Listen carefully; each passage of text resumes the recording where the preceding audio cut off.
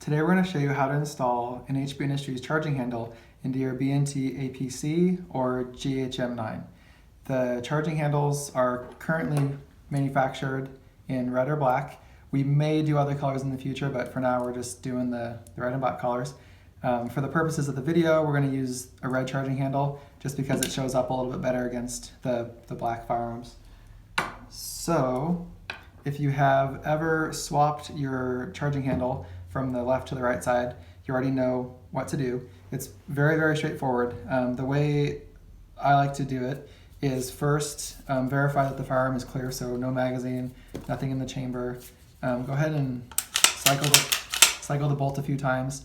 I like to leave the hammer cocked and back, and we can leave the lower receiver on safe the entire time. So again, with the hammer back and cocked and the lower receiver on safe, go ahead and we'll flip the frame over. The kind of by chance, the nice thing about replacing charging handles, if you have a second charging handle, is that you don't need any tools because the body of the charging handle actually works really nice on the takedown pin. So you can use your new charging handle or a punch, a 3/16 inch punch if you'd like, to remove the rear takedown pin.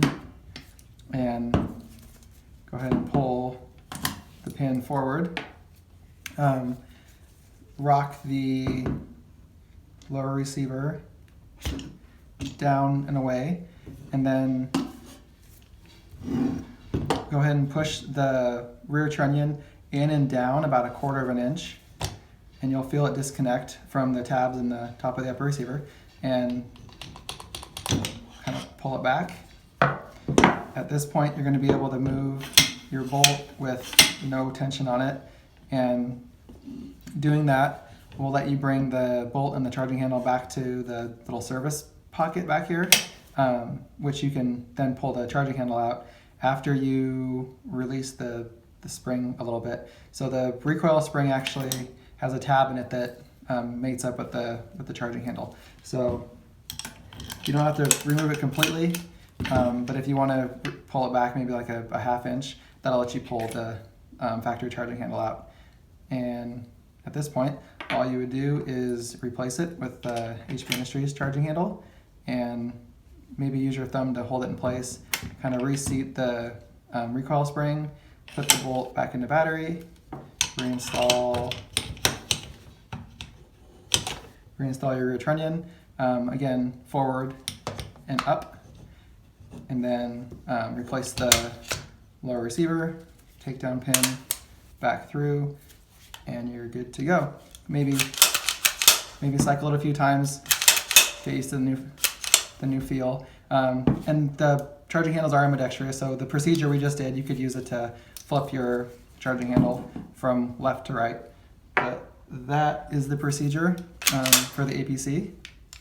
And we'll go ahead and do the grasshopper mouse real quick. The GHM9 is actually even a little bit simpler than the APC because we don't need to remove the lower.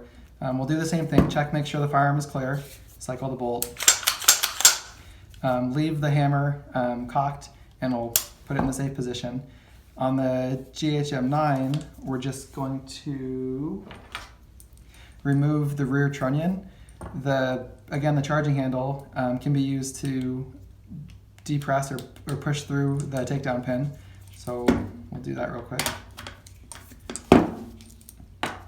With the takedown pin coming out, the primary difference between the APC and the GHM9 in this procedure is that there is spring tension currently, much greater spring tension on the GHM rear trunnion than there was on the APC. So when we take the pin out, we kind of want to have our hand in a position that we can catch the rear trunnion if it tries to come backwards from the recoil spring.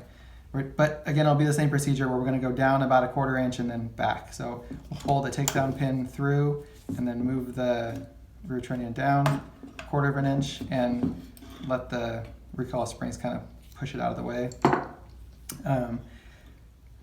The recoil spring assembly I find is easiest if you kind of leave it in the firearm and slide the bolt to the back, removing the recoil spring assembly with the bolt still at the back, of course. You can pull your charging handle out and replace it